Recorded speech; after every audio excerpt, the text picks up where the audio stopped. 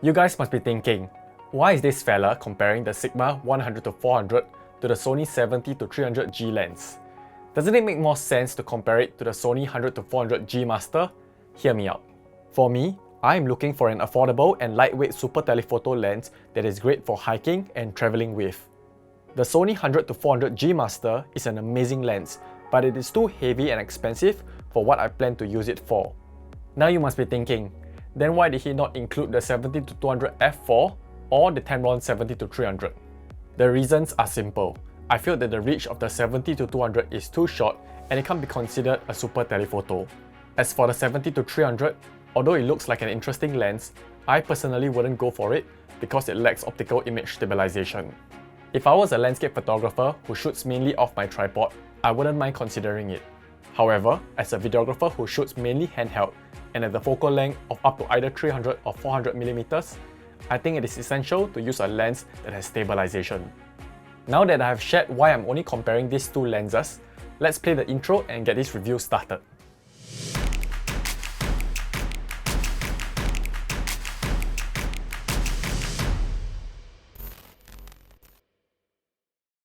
Hey guys, what's up? My name is Bernard and welcome to the channel.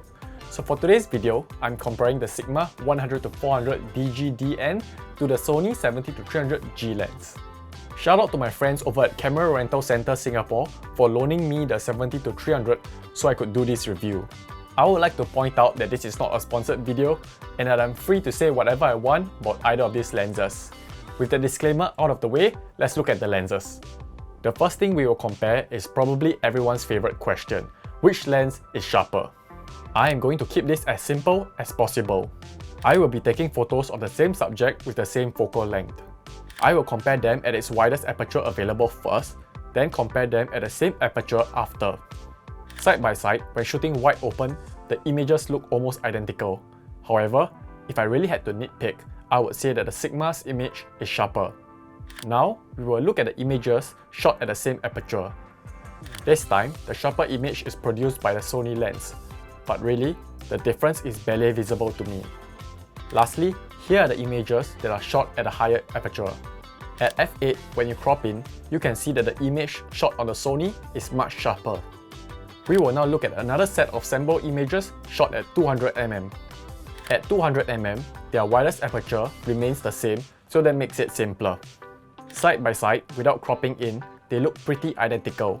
However, I did notice that the images shot with the Sigma tend to have a yellow tint. This remains consistent throughout all the photos taken. I don't think that's a big deal because it can easily be corrected in post, but I thought that you should know that. Also, wide open, the Sigma seems sharper. At f8, both images look the same to me. What do you guys think? Leave a comment in the section below to let me know your thoughts. To wrap up this segment, I would like to conclude that from a practical standpoint, the sharpness of both lenses are so similar that you can barely tell them apart unless you crop. I don't want to spend too much time focusing on lens sharpness, so let's move on to the next segment, which will be the bokeh test. On paper, it seems that one significant difference between these two lenses is how wide their aperture can go. However, what came as a surprise to me was that the widest aperture of the 70-300 remained pretty similar to the 100-400 throughout the whole focal range. The only times the aperture was actually wider was at 70mm or 300mm, and since the 100-400 doesn't have a 70mm, we can't compare that. Let's take a look at some images shot at 300mm to see how this would affect background separation. For the Sony, the aperture opens up to f5.6. For the Sigma, the widest aperture is f6.3. When putting the images side by side, you can see that the background separation and bokeh is slightly better on the Sony lens, but I wouldn't say by much. I must say that even at f6.3, the background of the image shot on the Sigma lens pretty much melts away as well. Before I end this segment, I would like to see if shooting at 400mm would help the Sigma lens make up for its smaller aperture. As you probably know, background separation is usually more apparent at tighter focal lengths. This isn't exactly a fair comparison, but I'm including this just for fun. To conclude this bokeh test, I would like to say that technically the advantage goes to the Sony lens because it has a wider aperture. However, you still can get pretty good background separation from the Sigma, especially if you're shooting at the telephoto end of that lens.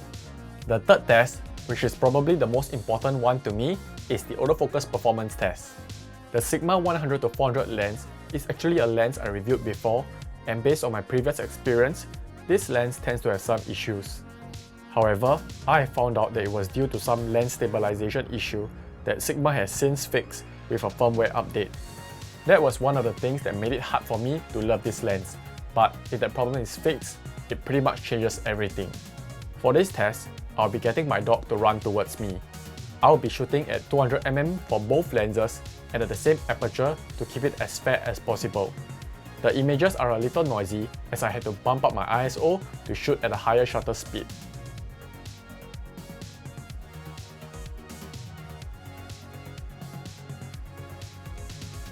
Cropping in and slowing down the footage, you can see that for the Sigma lens, most of the photos were in focus, but it did start to miss focus more frequently when she started getting closer.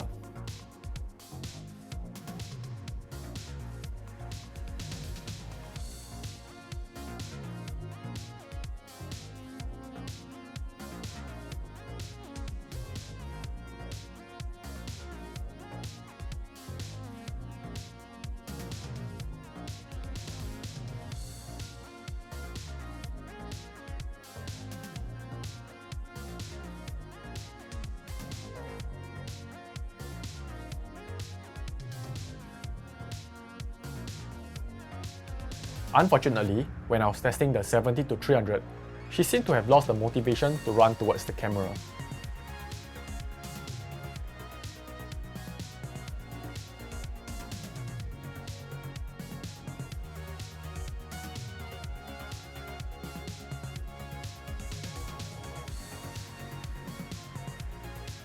Like before, most of the photos were in focus. When she got closer, the lens did lose focus for some shots, but less than a Sigma lens. But then again, it might be because she was walking instead of running.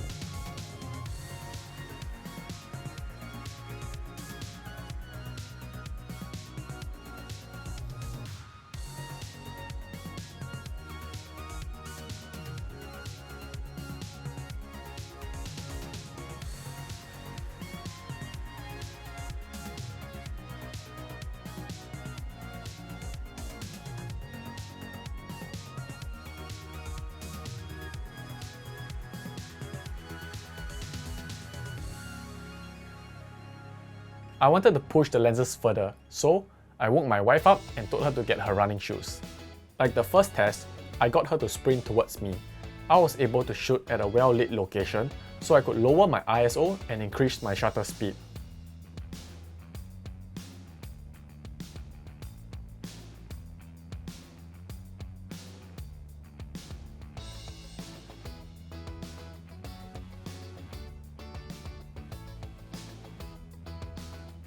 The benefit of using a human subject this time is that I have better control of the test. From what I can see from this series of images, almost all were in focus.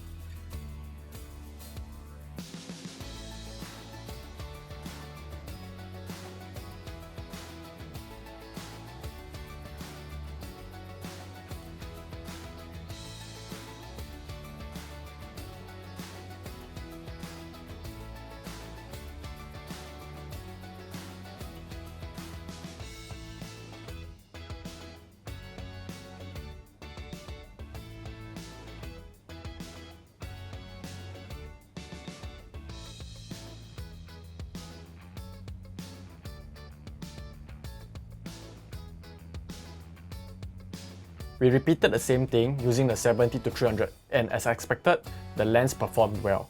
To be honest, looking at the images like that, I'm not able to tell which is performing better. They look pretty equal to me, but if you really need to know, you can pause the video and count them manually.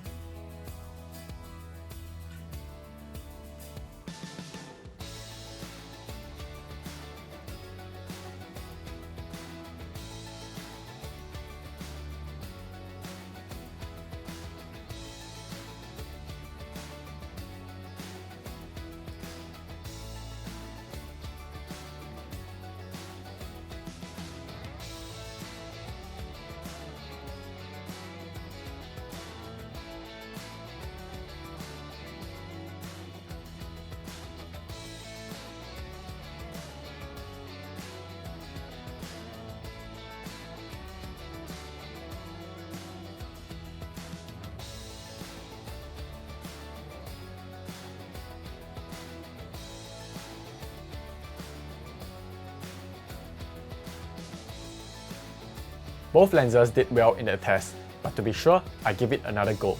This time, I'll be tracking my wife running across the frame. I will be shooting at 100mm this time and keep the aperture same as usual.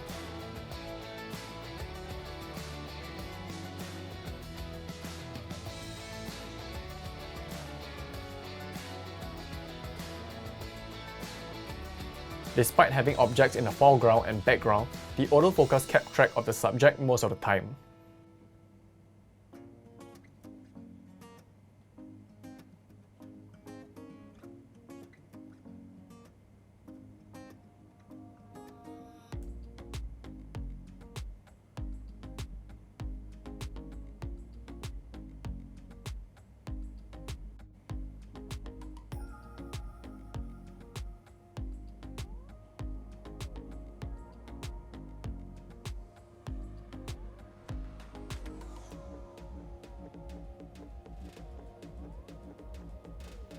Comparing the Sony to the Sigma, it did focus on the wrong objects in the foreground a bit more than the Sigma did, but I still think it performed well overall.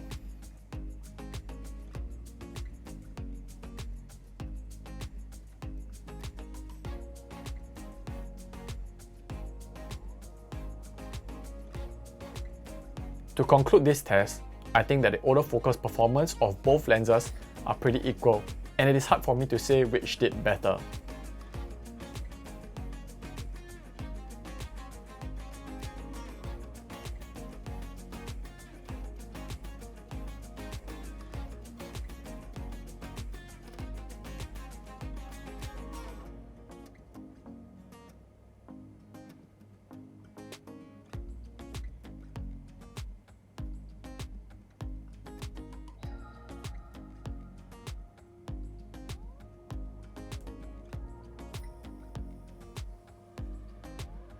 One test I missed out on in my previous review was autofocus performance in video mode.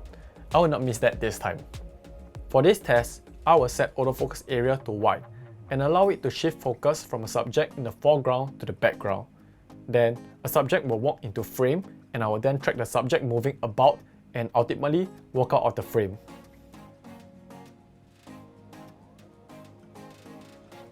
All footage is shot in 25 frames per second and played back at a normal speed.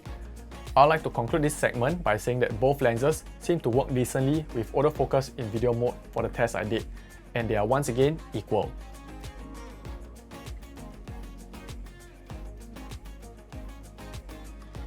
For the last part of this video, we will look at the specifications of both lenses.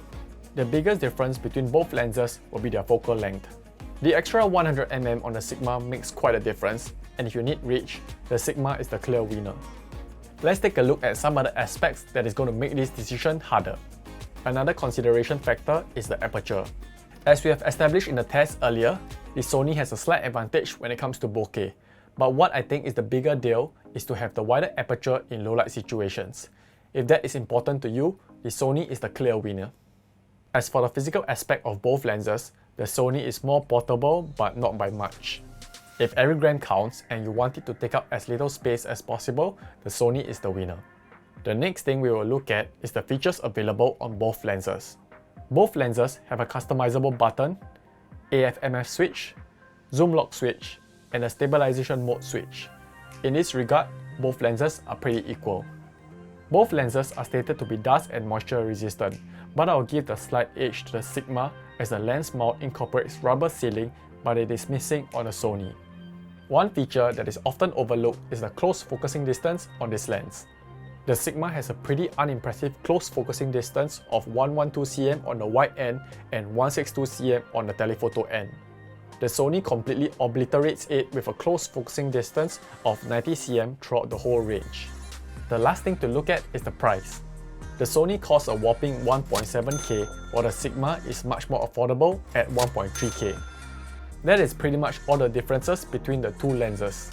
Knowing what I know now, I personally will go for the 100 to 400 for the extra 100mm reach and the cost savings. The only two reasons that I would pick the 70 to 300 was if I absolutely wanted to save on weight for outdoor expeditions and if I shoot in low light often. In terms of other aspects between the two lenses like autofocus performance and lens sharpness, I think they're pretty much similar to me. That pretty much summarizes all my thoughts on these two lenses. I hope you guys enjoyed this video and found it useful. Don't forget to like and subscribe if you did. That's it for today. It's a wrap!